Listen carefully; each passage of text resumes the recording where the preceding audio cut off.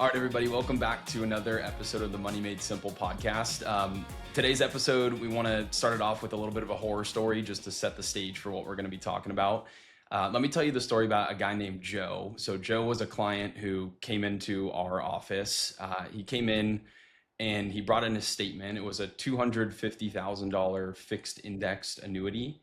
Now, Joe had worked hard to save for retirement, and at age 45, $250,000 was what he had worked himself up to.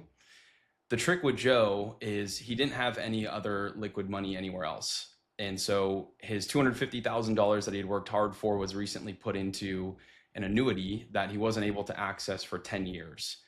What really sold Joe on this annuity contract was that there was a bonus that was advertised. So when Joe put in $250,000, there would be a little bit of extra money added in the form of a death benefit down the road.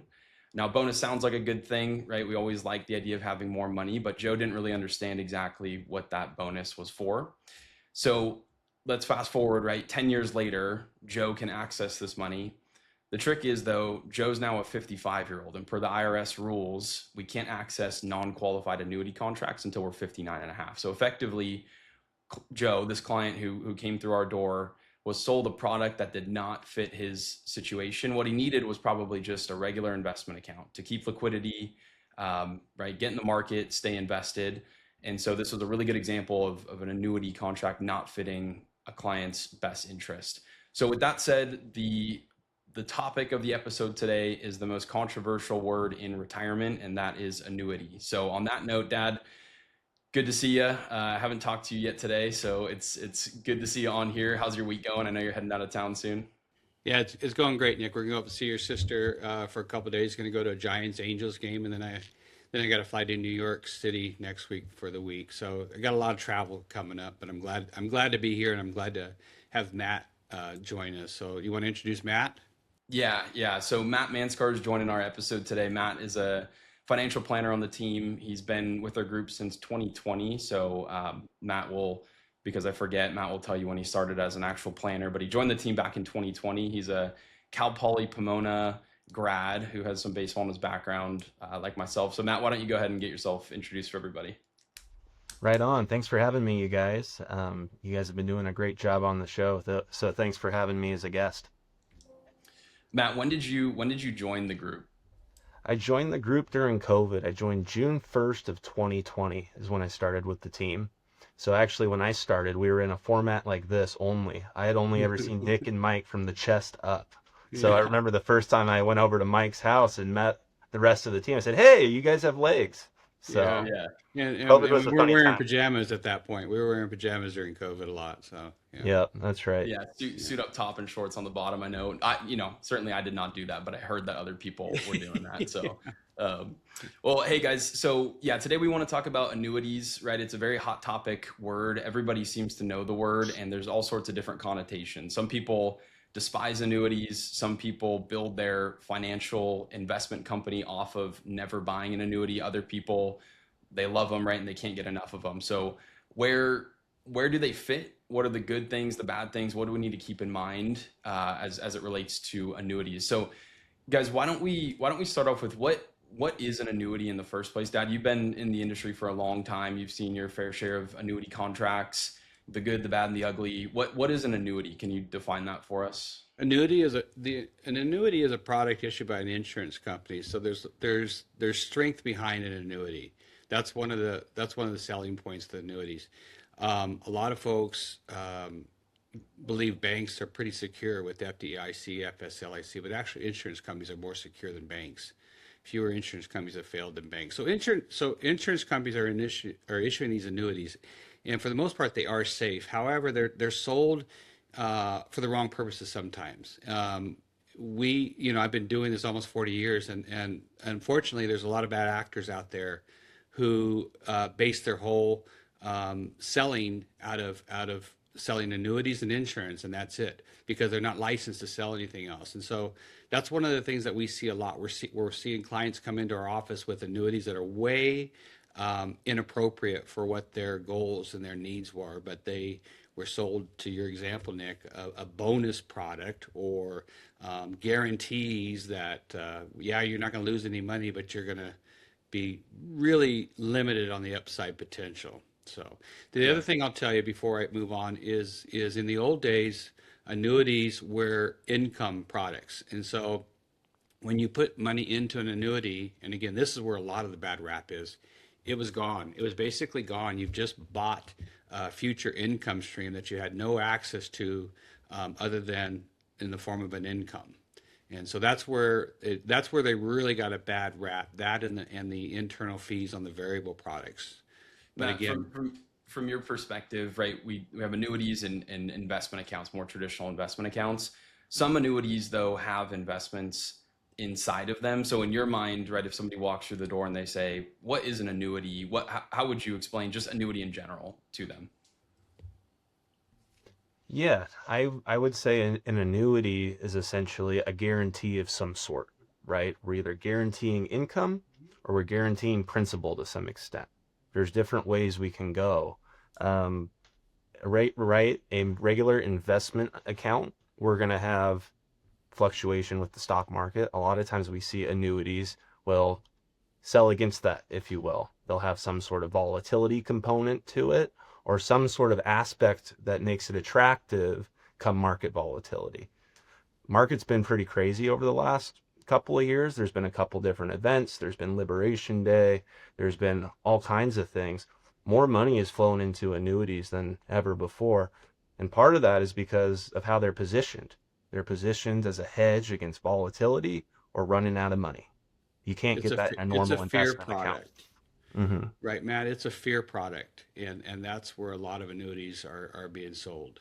So Yeah, yeah, and to be clear, just to get this out front, right? Annuities can be good, they can be bad. So we're going to talk through the goods and the bads. So don't hear what we're saying here and say, "Oh, annuities are the end of the world," because they're not. There's actually really good use cases for them when it fits the right investor, right? My wife has an annuity contract, and we can talk more about that. And that might sound kind of crazy to some people, but if you knew kind of under the hood the reasoning for doing that, you'd be like, "Oh, that could make some sense." So just to get that out front, right? It's there's goods and there's bads, and today we just want to dissect when does it fit, when does it not fit. So let's then talk about annuities that are oversold, right? Or maybe an advisor gets in front of a client and the first thing that they want to do is sell an annuity contract. What do you think are the things that the investor should be aware of that might not make it a good fit? So I'm thinking things like surrender charges, right, might be an issue.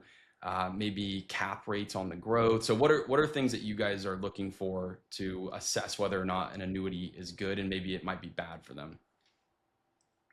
well, I think you hit surrender charges are one of the first things we look at. In the again, I keep going back to the old days, and the old days is 30 years ago.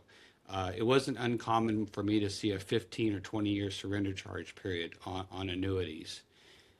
These were being sold in the school districts, which was really scary because in the school districts. So let me just back up a little bit. We work with a lot of healthcare. And when we're in a hospital, the hospital's made the decision to use maybe one, two, maybe three different carriers, and they're vetted out, and it's very regulated. They watch over. In the school districts, it's not regulated, and that's the problem. Is that anybody that can get a payroll slot can sell whatever product they want. And so this is what I was seeing when I was talking to school district employees. They were being sold these two-tiered annuities, and the two-tiered annuities, the hitch was, hey, we're going to pay you 7% interest when interest rates generally about 3 or 4%, right? We're going to guarantee you 7.5% interest. And that 7.5% only comes into play if you leave the money there the whole time and then you turn it into an income stream eventually in retirement. If you decide to pull it all out, they'll go back and credit you at 2%. So you're losing all that. And think about that for a minute. A school teacher, do they have a pension? Yes. Typically, yeah. Yeah, typically yes. So they're being sold an annuity on top of their pension, and which they don't need, an income stream on top of another income stream that they may or may not need, but they're making that decision at age 35 or 40 on what they're going to need at 60 years old. So surrender charges. There are sometimes, depending on the account, there are fees that you really need to consider. Because remember, you're going to have both an insurance fee, we call that a mortality and expense fee, but you're also going to have the managers of the variable funds, the fees that are inside of there. So you want to keep an eye on surrender charges, you want to keep an eye on fees, and you want to keep an eye on the caps. What are you going to be limited to earning? Those are the three things that I would look for. Yeah, on the fee point too, Matt, jump into if you have anything to add. But on the fee point, if you go buy, let's say, a variable annuity contract, right? Like you said, there's going to be that M&E fee. That's the base contract fee. There might be an administrative fee, which pretty quickly gets us close to a 2% fee. Then you add your investment management fees in there for the actual mutual funds. And then there's all sorts of different riders, is the term, for the bells and whistles that you can add on to an annuity contract. And those riders might guarantee an income stream, or they might have some sort of death benefit rider. I don't know, maybe I suppose there could be a long-term care rider, right? All sorts of different bells and whistles you can add. It's not uncommon to see an annuity contract that's just loaded up with all sorts of bells and whistles to the point where the annual fee is probably close to 4%. So, it's just something to be mindful of. Is there a case where a 4% annuity could make sense for somebody? Yeah, there probably is, right? Because there's a lot of investors and there's a lot of unique circumstances, but the average investor probably doesn't need a 4% annual cost annuity product. So Matt, I don't know if you had anything you wanted to add on that, but that was just what I was thinking. Yeah, you hit the nail on the head. There's certainly times where something like that can make sense, right? But there's other times where that can be totally out of place. The things that I always look for whenever someone comes in with an existing annuity is, are there any riders? I want to understand how that rider works. How does it pay income, and does that income ever change? The other thing too is, I want to understand, how does the money grow? Does it grow by a fixed rate? Does it grow relative to some index? Does it grow based on variable investment performance? Understanding the parameters there and what can or can't be changed later is really important when you make that decision. Yeah. Something that I've noticed a lot too in recent years is, let's take fixed index annuities, and we're throwing all sorts of different annuity terms around, but a fixed index annuity, the idea is that you're not going to lose any money if the market's down, but if the market's up, you can earn interest up to the cap that the insurance company declares. We have a lot of people who, back in, say, I don't know, 2019, 2020, they bought a fixed index annuity. At that point, interest rates were really low, and so the cap rates were understandably low cap rates. Well, now interest rates are much higher, and so, right, those people may be stuck if they're still in a surrender period if it wasn't a good fit for them in the first place. So those renewal rates are something that you need to be mindful of.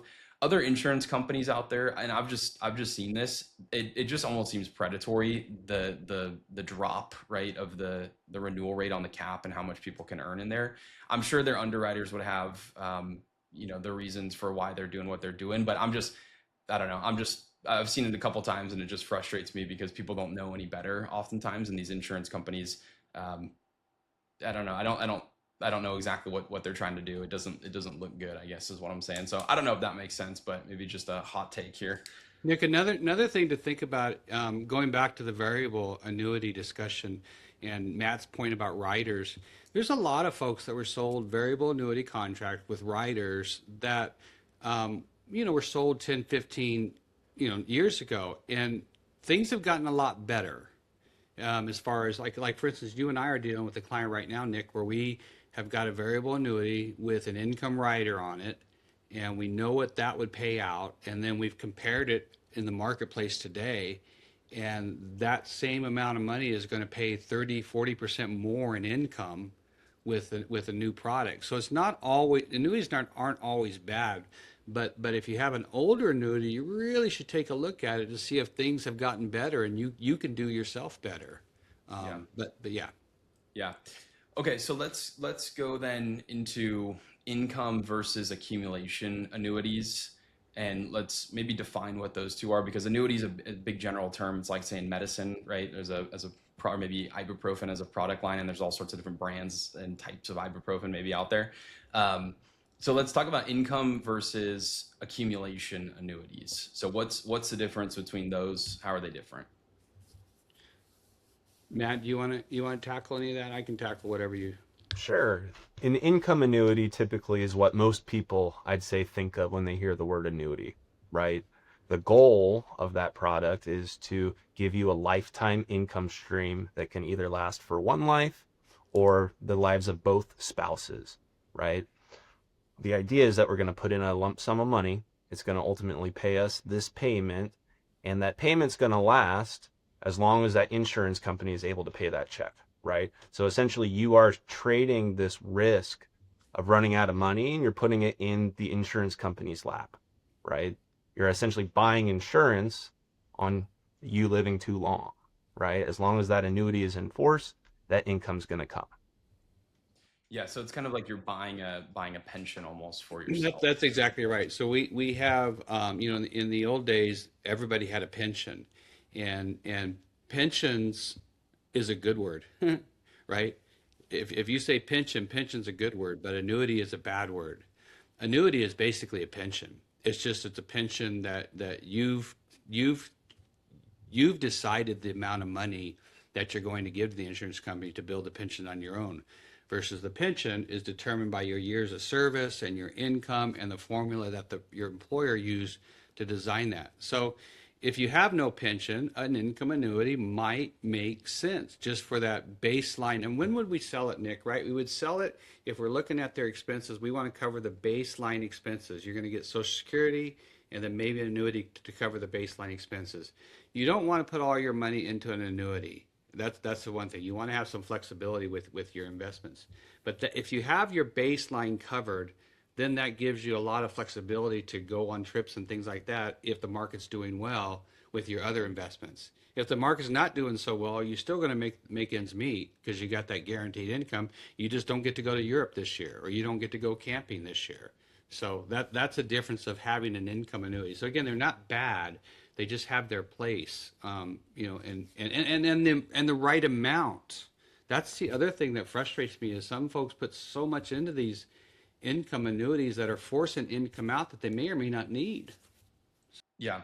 So that was going to be my next question. You said who does an income annuity make sense for? Maybe it's somebody who wants that guaranteed income. They're okay, maybe, allocating some of their retirement savings into an annuity that they can't touch for some time period other than in the form of an income stream. So that makes sense. Who does an income annuity definitely not make sense for? And maybe, okay, full compliance disclaimer, definitely not make sense. Generally speaking, who would an Generally income annuity? speaking, if you have a public pension plan, it's hard to justify an annuity. And what I mean by that is if you have a STRS, teacher pension, a public pension, a PERS, the federal employee pension, FERS, if you have some kind of guaranteed income from a governmental entity that we know is going to increase with inflation, all those have cost of living adjustments in it, and then taking that FERS, PERS, STRS income and comparing it against your expenses, and you're right on line. Why would you need more income on top of that's going to be forced out? Because you're taking money out of your kid's pocket a lot of times when you're doing that, and Mhm. that's what you have to kind of think about too. So, Deb, what about an accumulation annuity then? How is that different than an income annuity? Accumulation annuities, first of all, they're less expensive than an income annuity. That's the first thing that I would tell you off the bat. The accumulation annuity is something that there is no income requirement tied to it. It's basically an investment that you're telling the insurance company that you're okay holding on to for a certain period of time. And the ones that we use are anywhere from 3 to 7 years, I guess. Maybe 6 years is probably the most common one, where you're saying, hey, hold on, and I'm going to leave it alone for 6 years. Within that accumulation annuity, you've got some guarantees in place. You can either not lose any money, that would be your fixed index annuity, but your caps are going to be a little bit lower. There's a newfangled product, and I say newfangled, but really it's been around for about 7, 8 years, maybe 10 years now, called well, we call it a buffer annuity, but it's actually, the technical term is a registered index linked annuity. So you're tying your investments to a particular index, but you have some protection on the downside, but you have a lot more potential on the upside. Those annuities typically have no fees at all, or they've got a much lower fee than the income annuities that you're seeing out there. So accumulation annuities, honestly, Nick, just to finish it off, is where you have some invested money, but you want some type of guarantees on that investment. Yeah. Where you're still in the market. Yeah, Matt, how do you think about accumulation annuities? When do those make sense? How would those be used appropriately for somebody? And then how would they be used inappropriately? Yeah, I've seen it a lot of times where it can make sense for someone who's either just retiring or getting close to retirement, where they're getting a little bit nervous about market volatility, right? We all know that one of the worst things that can happen is we retire and the market goes down right away. So having some portion of our money with some protection, whether it's the full principal or a portion of it, can help us stay invested, but it can also help us when the market does go down not realize the full loss of the market, right? Having some stability can be a good diversifier in a rocky market. Yeah. Yeah, it's an accumulation annuity and an income annuity. They're just tools at the end of the day. They're just different ways to get us to the end goal. And so for some people, they make sense. For other people, they're not going to make sense. I'm thinking, so Dad, let's talk about non-qualified money. So not retirement account money, but there are some tax advantages to annuities that can be used from a planning perspective. Like tax deferral, right, is a huge component, and annuities will oftentimes be used for that. So can you talk a little bit about that? Yeah, Nick. So you started the podcast with your story about the 45-year-old who put money in a non-qualified annuity. When you put money into a non-qualified annuity, you basically just locked that money up until 59 and a half. Okay. So where does non-qualified work really well in our place? So I run across clients a lot who have a lot of money in CDs, right? And they've been CD laddering for forever, and interest rates have kept coming down. So those interest rates aren't as good as they are, but they're earning that interest, but it's all taxable. And so now those taxes are either throwing them into a higher tax bracket, because I've got some clients with $1 million, $2 million in CDs. So they're throwing them in a higher tax bracket, but also there might be affecting their IRMA, their Medicare surcharges. So by repositioning a 3.5%, 4% CD that you're paying taxes into a non-qualified annuity that you're going to earn 4.5%, 5.5%, it's going to be more, and all the taxes are deferred, that's lowering your taxable income, right? So and you're locking it up for 3-5 years, so it's a little bit longer than a CD. So when would that make sense? That would make sense when you want to lower the interest, when you know that CD money is earmarked for the kids anyway, that you're not planning on using. You wouldn't put all your eggs into that basket, but that's a great way to kind of lower your taxable bill every year. And we see a lot of clients that are really doing that, and they're using single premium deferred annuities, and they don't want any risk. They don't have any risk in a CD, so they're putting it in a fixed account with no risk and no fees. Yeah. So Yeah. that's where it makes sense. But they're over 59 and a half. Yeah. Yeah. We're trying to give the objective, the goods and the bads of the annuities. And so this would be a really good example where you might have, I'll just say it, Fisher Investments, right? Never get an annuity, never get an annuity. Well, what if somebody has cash, they don't want to be in the stock market, they want CDs or something like a CD, but they want to reduce their tax bill like probably 99.9% of Americans, right? That could be an example where, yeah, it's just a fixed index, or it's just a fixed annuity actually. It's like a CD almost. There's nothing real exciting about it, but it reduces their taxable income, which is a good scenario for them. Nick, it's irresponsible for those people to say annuities should never be sold. That's irresponsible. That's not looking at this, because even if you decide to take that CD and put it in a municipal bond account, that interest is still IRMA affected, right? So you're not really, the whole thing is you're trying to cut income taxes to a certain point if you have enough income coming in. So Yeah. Yeah. Matt, anything to add there? Otherwise, just wanted to go through a couple other things to know maybe with annuities. Yeah, what do you got next, Nick? Okay. So then I think let's talk a little bit about annuity ownership, titling, right? So if you have an annuity, let's say it's a non-qualified annuity, so it's not in a retirement account. There's some important considerations around the titling of annuity contracts that we've seen other advisors in the past, it's just they're not set up maybe the most ideal way. So Matt, can you tell us a little bit about having an individual owning an annuity contract versus maybe a trust or an individual as a beneficiary or a trust as a beneficiary? You don't need to get too deep, but just maybe some of the high level points. Hmm. Yeah, the answer is really all about flexibility. When we go into that world where it's non-qualified, it's not a retirement account, whoever the beneficiary is can make a big impact on how that money ultimately gets taxed and how quickly it gets taxed, right?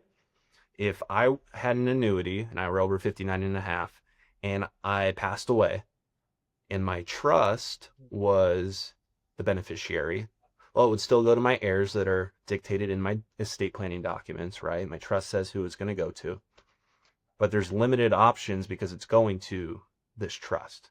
My beneficiaries can cash it out right away, right? If I deferred taxation for 5, 10, 20 years, that can be a pretty big chunk of tax that gets paid all at once.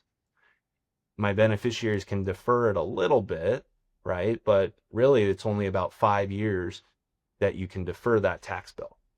Now, what if I listed an individual as a beneficiary?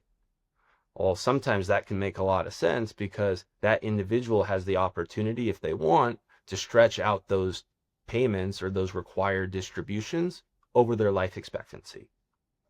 Doesn't mean that they necessarily need to do that, but giving them the option to do that could make a lot of sense.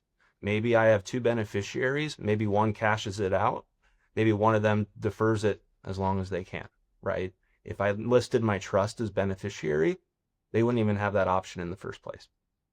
Yeah.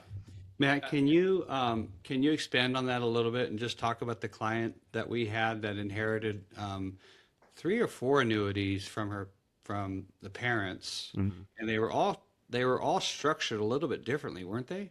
They sure were. Unfortunately, we hadn't seen how these were titled before Mom ultimately passed away. We had asked, but we didn't have the time to do it. I guess it happened rather quickly. But yeah, 4 annuities. They were listed all differently. Some of them had the trust listed as beneficiary. Some of them had the son, who's a client, as beneficiary. Some of them had some other little nuances to them. So what happened was when we came to help our clients settle this estate and help them clean up these annuities, each company had different paperwork and we had to send each different contract to a different bank account because of who the beneficiary was. And so we told our client, hey, here's And where they all had different rules on distribution. mm-hmm. We said, this is where we can defer some tax. This is where we ought to just bite the bullet and pay it right away. This one, maybe it makes sense to take it over 5 years. So Yeah. unfortunately, Mom didn't have consistent titling on her annuities, and it led to a little bit more of a headache when it came to finally cash those in. She probably So had a couple different advisors over her life too that helped her with these. So yeah, there's if no I guess if you're coordination. listening to this and you have aging parents, right? Because we're seeing this all the time, and it's a big part of our practice is helping families transition from one generation to the next. So if you're somebody who's listening to this and you're like, I think my parents might have annuities, just review it with them. You want to look for titling first and foremost, right? Because you'll help you understand what's going to happen to you, what your options are going to be at some point once that money's handed down to the next generation. And then you can look at things like the investments and are the cap rates okay? There's probably no more surrender period anymore. There might be, but just have the conversations with your parents because there's a lot of work that can be done ahead of time to hopefully mitigate some of that trouble that you may have down the road trying to inherit those things. One other consideration on that front is my annuity owner driven or annuitant driven? You've seen examples where maybe a parent sets up an annuity for a child, and depending on who passes first, whoever the owner, whoever the annuitant is, it could trigger a payout, right? You want to be cognizant of when each party passes away, what happens to the money that's in the contract. And Something that that gets overlooked a lot. different insurance companies work with different rules. So this particular insurance company might be an annuitant driven annuity. This one might be an owner driven annuity. And so you don't know until you actually look at the contract. So Yeah. So what just with this whole conversation in mind, what would your guys' key takeaways be as it relates to annuities? Are they good? Are they bad? What's your maybe personal view on them as they relate to our personal financial planning?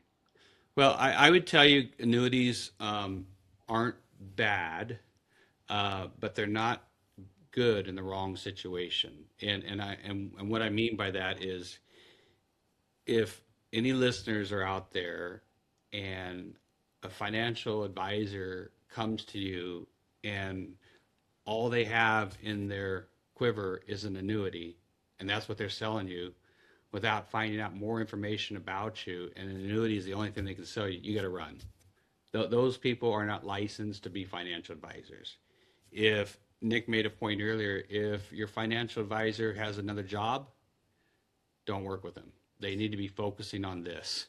If That's they're just my, selling if they're selling annuities part time, might not be the best person for you to be working with. That was yeah. my And point earlier. and trust me, I've seen all of this. This is oh, I can't mention names, but there's a company that used to just live on this world where they'd have part-time people trying to sell insurance and annuities, and it was bad. So make sure they're getting to know who you are. An annuity is a commitment.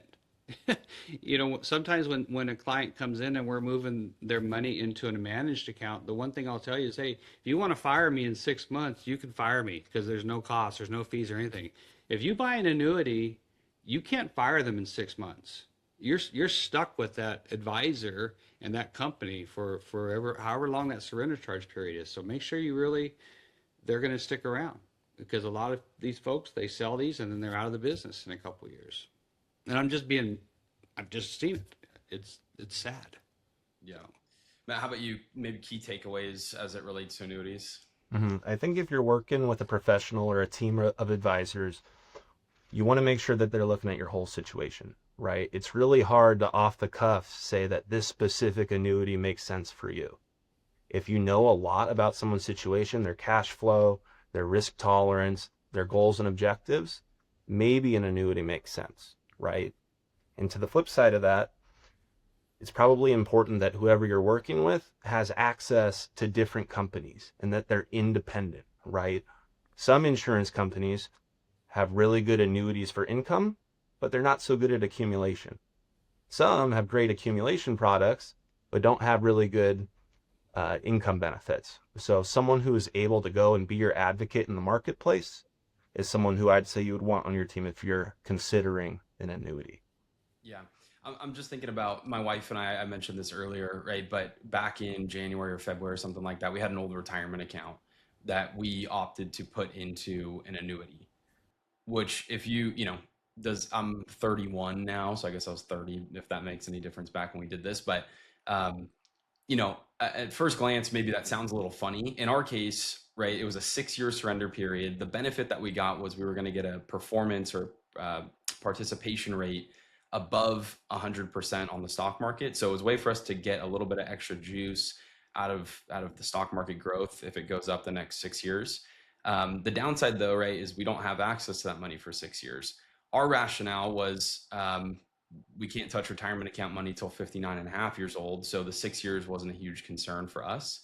Now, that same exact account type, right, if that was applied to somebody who was 75 years old and all of their money was going to go into that account, right? That would be the same product, but it makes 0 sense for that person. So hopefully that helps just to illustrate, right? It's so dependent on the case.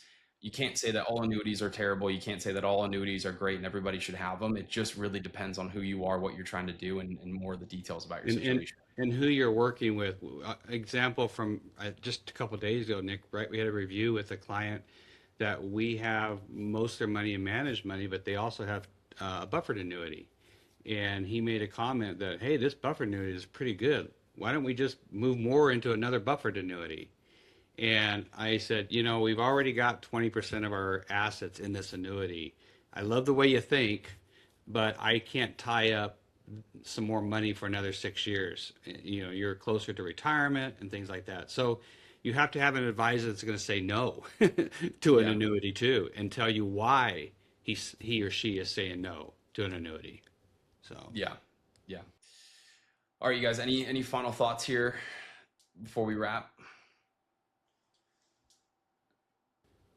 No, just if you have an annuity already, take a look. Make sure you understand what you have. We tell our clients all the time when we're meeting with them for the first time and they have an annuity from another broker, we say, hey, bring it in. Let's take a look. It might be perfectly fine for you. But if nothing else, you need to understand how it works, and we want to explain to you how that annuity works, so you know both the goods and the bads. And then honestly, if we find somebody with an annuity and we can't really do anything with it, we build our plan around the problem child, if that makes sense, right? We'll build our plan around it and we'll figure out how to work that in there. So don't be discouraged if you have an annuity that you're worried about. Just bring it, just talk to a professional and make sure you understand how it works. That would be my 2 cents. Just know what you're buying, know what you have. Yeah.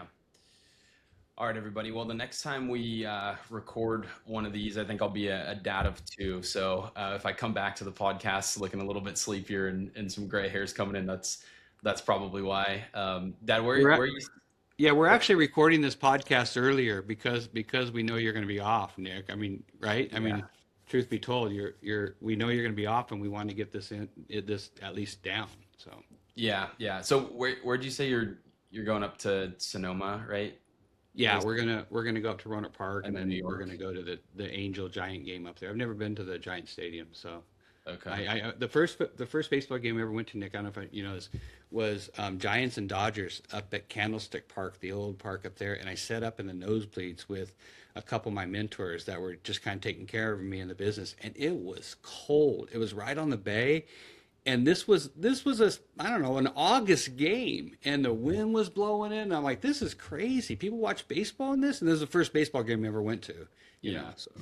Yeah, I got the worst sunburn of my life probably at the Giants game, at a Giants game one time, sitting out on the right field deck up there. It was overcast, wasn't ready for it, and then next morning I was hurting. So this is where AI worked. I asked AI, where should I buy the tickets at Giant Stadium to stay in the shade? So I knew exactly where to buy them. Yeah. All right. Well, hey, Matt, thanks for joining us, man. We appreciate you being on the Matt, you did great. Giving your 2 cents. Yeah, it was good to have you. We'll have you on. Matt was one of the youngest CFPs we've had on our team. He's a certified financial planner, and I met him on a baseball field. if that's funny, our whole team is a baseball, but I met him on a baseball field. He was playing baseball, Cal Poly Pomona, with Nick's little brother, and Matt's been one of our great finds. Just a smart fella, works hard. So this was fun, you guys. Thanks for having me. We'll have to do it again. Yeah, so everybody, thanks for joining us for another episode of the Money Made Simple podcast. If you have any questions on anything as it relates to annuities, or if you have an annuity and you have questions on it, feel free to give us a call. We'll give you our 2 cents. You know, might be good, might be bad, but we'll figure it out together. So for now, thanks for joining us, and we'll see you next time after I am a dad of 2. Thanks, guys.